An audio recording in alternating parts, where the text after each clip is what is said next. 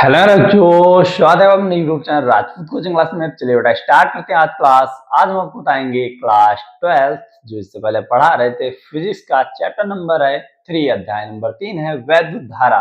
ठीक है बेटा, वैद्युत धारा है। एकदम बेसिक से क्लास को शुरू करेंगे। जल्द देखो, एकदम बेसिक से क्लास को शुरू की जाएगा बेटा, शुरू किया जाएगा क्योंकि इसमें हमने 3 लेक्चर बता दिए, हमारा इसमें चौथा लेक्चर है। ठीक है, इसमें आज हम धारा घनत्व बताएंगे। ठीक है, फिर धारा घनत्व और अनुगमन वेग में संबंध बताएंगे, फिर बेटा ओम का नियम बताएंगे। ठीक है, तो टाइम ना वेस्ट करते हुए बेटा स्टार्ट करते हैं आज की क्लास।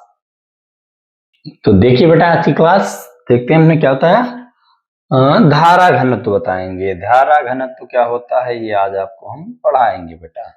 चलिए देखिए क्या दिया है, ये इसका डायग्राम बना है। क्षेत्र के विलंबवत फार्मूला होता है J बराबर I/A। ठीक है, तो इसमें लिखना है कैसे है। किसी चालक में क्या बेटा, किसी चालक में किसी बिंदु पर, किसी चालक में किसी बिंदु पर एकांक क्षेत्रफल से अभिलंबवत गुजरने वाली वैद्युत धारा को उस बिंदु पर धारा घनत्व कहते हैं। इसे J से प्रदर्शित करते हैं। इसे किससे प्रदर्शित करते हैं? J से प्रदर्शित करते हैं। समझ में आ गया होगा बेटा। किसी चालक में किसी बिंदु पर, किसी चालक में किसी बिंदु पर प्रति एकांक क्षेत्रफल, प्रति एकांक क्षेत्रफल से अभिलंबवत गुजरने वाली वैद्युत धारा को धारा घनत्व कहते हैं। इसे J से प्रदर्शित करते हैं। तो J बराबर, अब मान ले यदि किसी चालक का अनुप्रस्थ परिच्छेद का क्षेत्रफल A है तथा उसमें बहने वाली धारा I है, तो J बराबर क्या आ जाएगा बेटा? फार्मूला J बराबर I/A आ जाता है। I हमको पता है, I क्या है?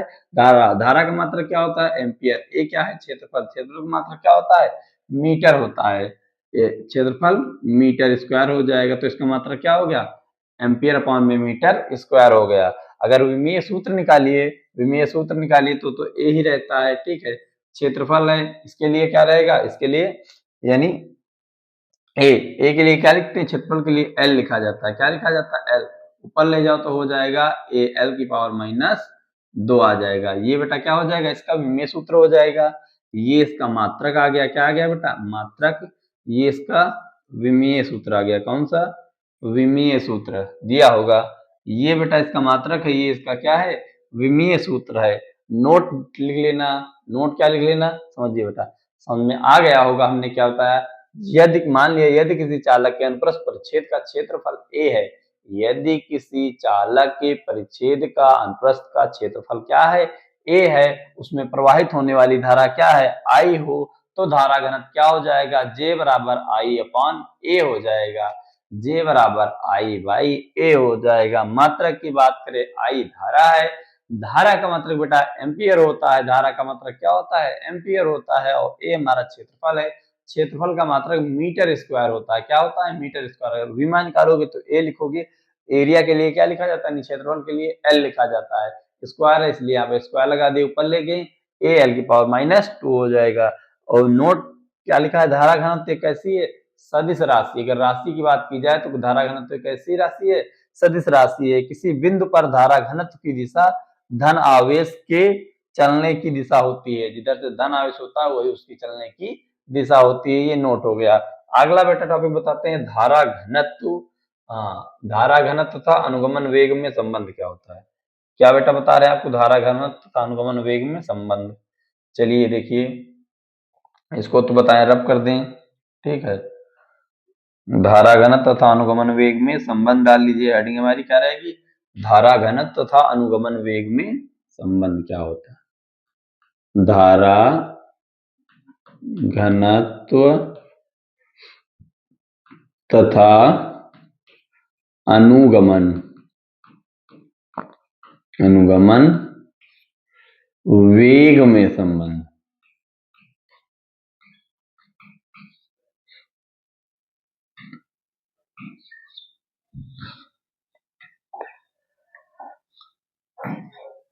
अनुगमन वेग में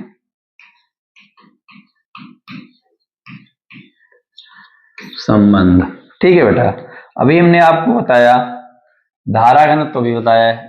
हम मान लेते हैं क्या बेटा, बता देते हैं, यदि किसी चालक में प्रवाहित धारा आई हो, क्या यदि किसी इस चालक में बहने वाली धारा आई हो, क्या लिखेंगे, यदि किसी चालक तार, मान लेते ना बेटा, चालक तार में बहने वाली धारा आई हो, क्या हो बेटा, बहने वाली धारा, बहने वाली धारा, बहने वाली धारा आई हो तो, आई हो तो क्या हो जाएगा, अनुगमन वेग क्या होता है, आई बराबर, क्या होता है बेटा, आई बराबर NEAV होता है। इसको समीकरण 1 मान लेंगे। इसको क्या मान लेंगे बेटा, समीकरण 1 मान लेंगे। क्या मान लेंगे बेटा, समीकरण 1 मान लेंगे। अभी हमने बताया धारा घनत्व परिभाषा से धारा घनत्व क्या होता है, J बराबर, क्या लिखते हैं बेटा, J बराबर क्या, J बराबर लिखा था I/A। ओके, अगर बेटा I का मान यहाँ पे रख दें तो हमारा फार्मूला क्या आ जाएगा, J बराबर क्या आ जाएगा, J बराबर आ जाएगा, I का मान यहाँ पे रखिए NEAV और ये D, ठीक है, अपॉन में A, तो A से A कट जाएगा, J बराबर आपका आ गया बेटा, क्या आ गया, NEV और D, ठीक है, V और क्या आ गया, D आ गया। यही संबंध होता है बेटा धारा घनत्व और अनुगमन वेग में संबंध, J बराबर NEVD, ठीक है, J बराबर NEVD, ये हमारा क्या है, धारा घनत्व और बेटा अनुगमन वेग में VD आपको पता है, अनुगमन वेग है E एक इलेक्ट्रॉन का आवेश है, सब आपको बताया जा चुका है बेटा, ठीक है। चलिए अब इसको, ये समझ में आ गया होगा, बस बेटा यहाँ पे रख के इसको काट देना चाहिए था, बस हो गया। अब आगे हम बताते हैं बेटा, क्या इसमें बता देते हैं, ये धारा घनत्व हो गया, इसमें संबंध हो गया। आगे हम बताते हैं बेटा ओम का नियम, क्या बताते हैं, ओम का नियम ग्राफीय विधि से बताते हैं, जिसको किसने दिया था, जॉर्ज साइमन वैज्ञानिक ने ओम का नियम दिया था, जिसका क्या नाम था, जॉर्ज साइमन नाम था। देखिए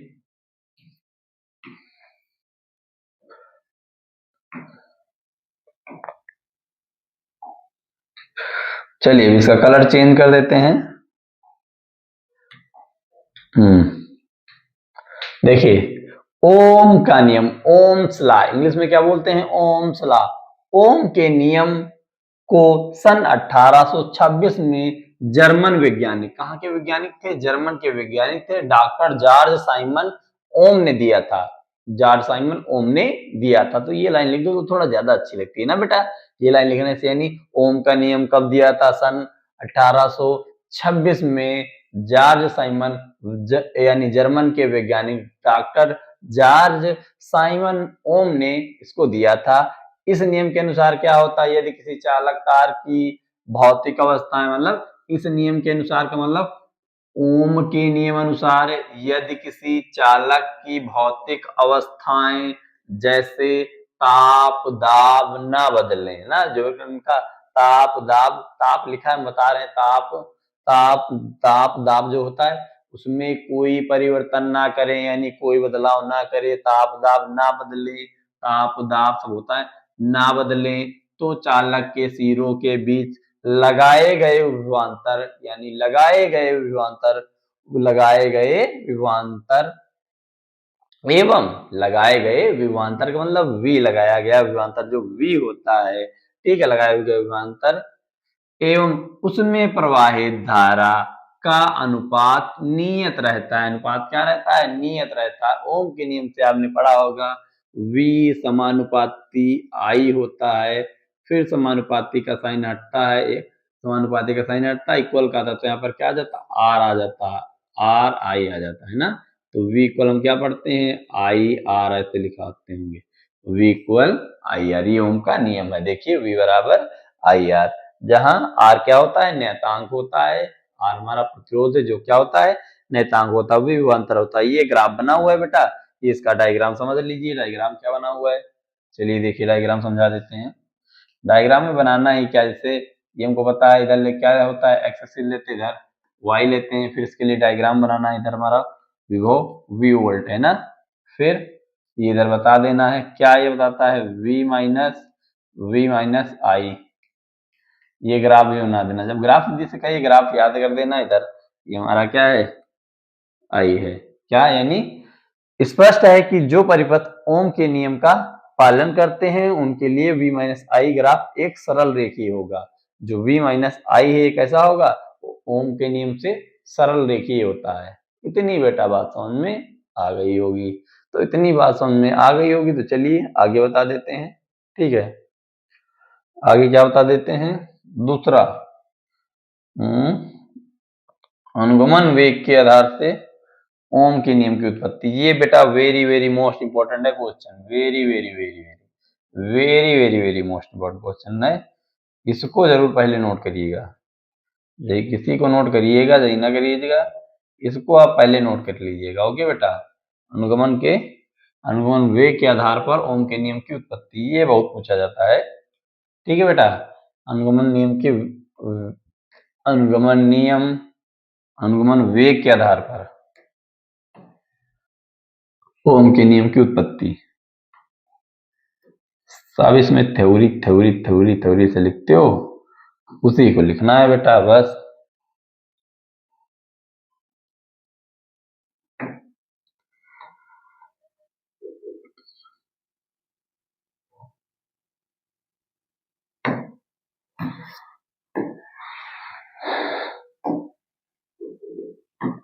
देखिए समझाते हैं, बहुत इजी है बेटा, बहुत बहुत बहुत बहुत इजी है।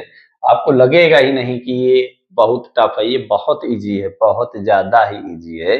अभी हमने आपको बताया था, क्या बताया, माना किसी चालक की लंबाई l, मान लिया कोई हमारा चालक तार है, चालक चालक तार और चालक बात की होती है, लंबाई l तथा अनुप्रस्थ परिच्छेद का क्षेत्रफल a है तथा चालक इलेक्ट्रॉन का अनुगमन वेग vd है। अनुगमन वेग क्या है, vd है। यदि चालक के एकांक आयतन में मुक्त इलेक्ट्रॉनों की संख्या n हो तो चालक में प्रवाहित धारा क्या होती है, I बराबर, अभी हमने बताया था अनुगमन वेग से, I बराबर अनुगमन वेग, ये हमने वहां पे निकाला था।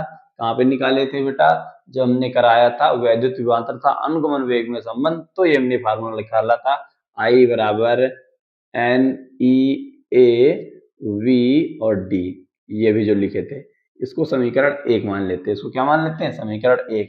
अब चालक के सिरों पर विभवांतर, अब चालक के सिरों पर विभवांतर, तो हमने वहीं पर एक फार्मूला और बताया था, VD बराबर, क्या बताया था बेटा, VD बराबर, ये त्वरण करके निकालते हैं, क्योंकि हमको पता है जो जिन बच्चों ने इससे पहले का वीडियो लेक्चर देखा तो बेटा बिल्कुल समझ में आ जाए, क्योंकि ये फार्मूले से पहले से निकल के आए तो सर पूछेंगे आप ये कहाँ से आ गए, तो बता तो देंगे ये वहां से आता है, लेकिन आपको इतना समझ में नहीं आएगा। इससे पहले का भी वीडियो देख लीजिएगा, ताकि आपको बिल्कुल कोई दिक्कत ना हो कि ये सर ने कहाँ से निकाल के धर दिया फार्मूला। ओके, तो उसमें हमने आपको बताया था, ये पढ़ाया था कि VD बराबर E, ठीक है, VD बराबर स्मॉल ई और कैपिटल ई अपॉन ताउ, बटे में था M था, ठीक है, बटे में M था, ये निकाले थे। फिर हमने बताया था, चूंकि हमको पता होता है, क्या पता होता है बेटा, जो E बराबर होता है V बाई एल होता है, V बाई एल होता है। तो यहाँ पर जब हमने V बाई एल रखा था तो VD बराबर हमारा क्या फार्मूला आ गया था, स्मॉल e और V, और ये टाउ पता है श्रांति काल होता है, नीचे आया था ML आया था, क्या निकल के आया था, ML आया था।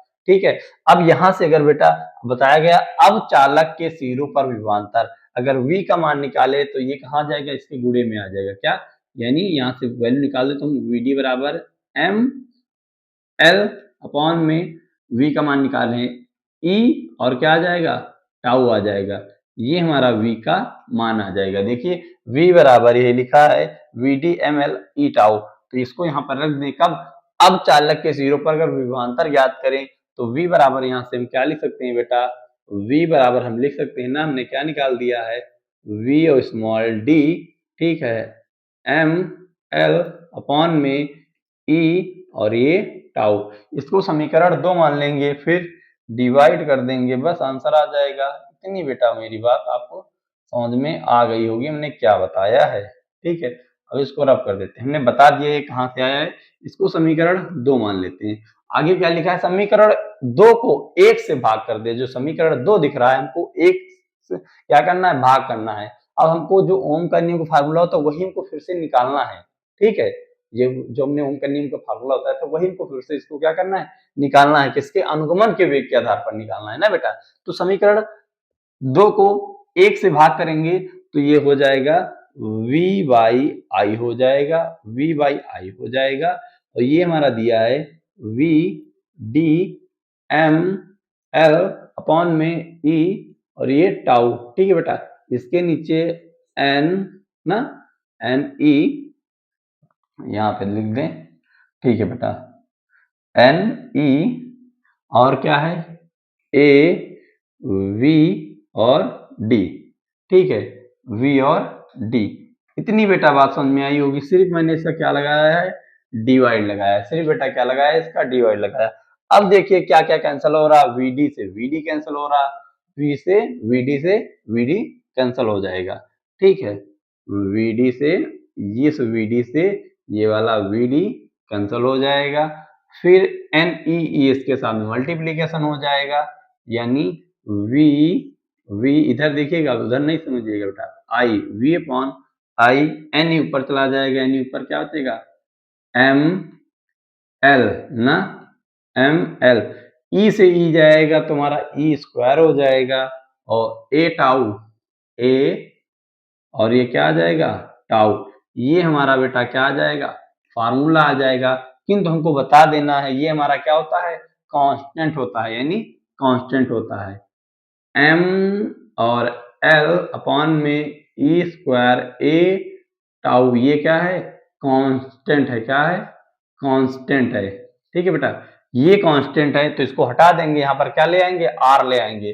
फिर इसमें दिए गए ताप तथा चालक हेतु ये हमारा क्या होता है, कांस्टेंट होता है, तो ये हमारा r का मान हो गया। तो v बराबर क्या आ गया, v अपॉन में i बराबर इधर क्या आ जाएगा, r आ जाएगा, क्या आ जाएगा, r आ जाएगा, या v बराबर आई आर। यही अभी हमने ओम का नियम बताया था, जहां आर क्या नेतांक, यही ओम का नियम है ना बेटा। यही हमारा क्या गया, ओम का नियम। किससे हमने निकाला, अनुगमन वेग के आधार पर ओम के नियम की उत्पत्ति कैसे करते हैं, तो ये भी हमने बेटा आपको बता दिया। अगर ये मेरी क्लास अच्छी लगती है तो वीडियो को लाइक कीजिएगा, अगर चैनल पर पहली बार आए तो सब्सक्राइब कीजिएगा, साथ में हमें कमेंट कर जरूर बताएं आपको वीडियो कैसी लगी। तो बेटा मिलते हैं नेक्स्ट क्लास में, वीडियो देखने के लिए धन्यवाद, thanks for watching this video.